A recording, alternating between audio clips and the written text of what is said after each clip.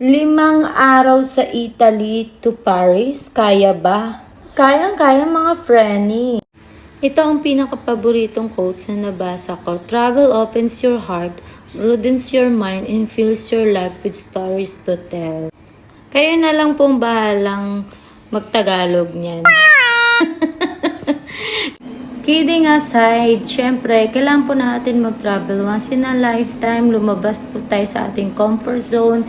Kasi iba po ang nagagawa na kapag nakapag-travel ka. Yung happiness, yung makasama mo yung mga tao. Ito yung first time na hindi ko nakasama yung family ko at kailangan kong harapin. Hello mga friends! Syempre, ang una natin gagawin ay kumuha tayo ng ating visa na Schengen visa dito sa Embassy of Italy. Dito, bawal po tayong gumamit ng cellphone kapag tayo ay may gustong tawagan o kausapin.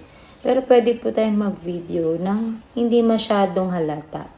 Ayun. Para magkaroon lang po kayo ng idea na ganito po ang itsura ng embassy. Eto na mga Frenny, nandito na ako sa airport. Ang aming airline sa Israel, papuntang Italy. So, dadaan ka muna dito after mo sa immigration. So, ganyan. I-scan mo lang yung passport mo. Siyempre, umaura tayo dyan. Pag napapagod na tayo maglakad, pwede tayong gumamit ng escalator. Pag lalo na, mayroon tayong luggage na dala. Dahil sobrang saya namin, friend, ayan, nag-hi kami para sa inyo. Shoutout sa lahat ng nanonood ngayon. At paki-comment kung nasaan umabot ang aking video. Ito po ang Schengen visa. Wow! Tanaw ko ng mga friendly ang aming sundo. Ayan na.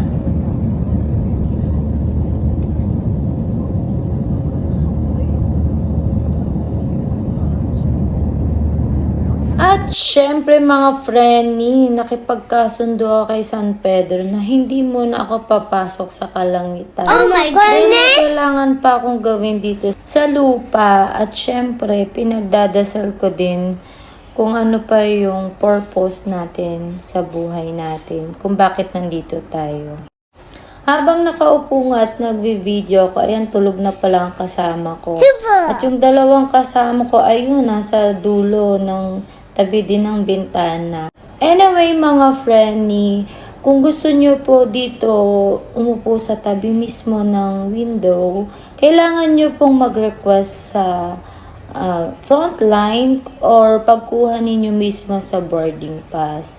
And of course, dahil saglit lang ang aming biyahe, wala kaming breakfast or free breakfast. Pwede ka umorder dito pag nagutom.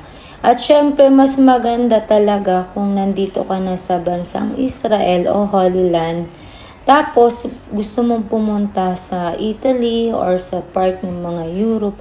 Mas malapit, 3 to 4 hours po yung biyahe. Kung hindi po kayo delay, mas mabilis pa. So, shout out mga friendly, mga madlang people dyan sa mga kapwa ko OFW dito sa Israel. Kung may time kayo at makapag-save kayo, para makapag-travel, gawin nyo na po. Kasi sobrang sulit mag-travel. Finally, nakarating na kami dito sa bansang Italy or Rome. Ito talaga yung mga moment na hindi ko pwedeng palagpasin. Yung makasakay ulit ako ng train sa ibang lugar. At syempre, yung mga kasama ko sa pag-travel, ayan sila ate. Ini-enjoy talaga namin yung moment na to kasi syempre, ibang train na yung sinasakay namin, hindi lang sa bansang Israel, 'di ba? Nandito na kami mismo sa Rome ng Italy. So, ayan, akala lang natin napakabagal pero napakabilis po niyan. Hanggang sa hindi namin namamalayan, nandito na po kami sa labas. Ito po yung sundo namin. Siya po yung taxi driver na kinontak po ng aming kakilala para magsundo po sa amin dito mismo sa airport. Yay! Tingin kayo! Asan ba ang visit na? Visit na. Open sesame. Magbukas ka ng ating. Welcome to our... Excited na ako ipakita sa kanila yung maganda nila yung video. Hi po! Tuloy po kayo. It's a very vintage elevator. Anyway. Sige na, pasok na kayo guys.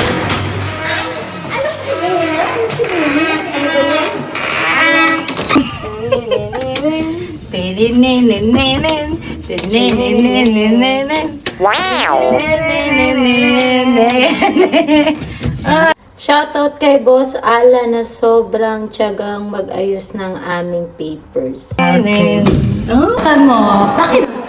Pipindot lang. Dito talaga ako sobrang na-amaze sa pintuan nila. Sobrang ang lalaki ng mga pintuan nila, mga friendly. Para may remembrance tayo. Hi, Kuya! Ayan, para may remembrance tayo. Isa nga si Kuya Boy dito sa Rome na kilala namin. Sobrang bait at nag-tour sa amin. Matagal na po siya dito sa Rome. Bibidyan ko po kayo. Ano pangalan niya? Amy. Amy! Hello, bossing. Ano pangalan niyo, bossing? Romulo! Romulo, ayan. Hello, bye-bye. Sa inyo po ito? Galing. Nakilala ko nga ang may-ari. Sobrang accommodating. Pinoy restaurant na aming kinainan sa unang araw ng Italy.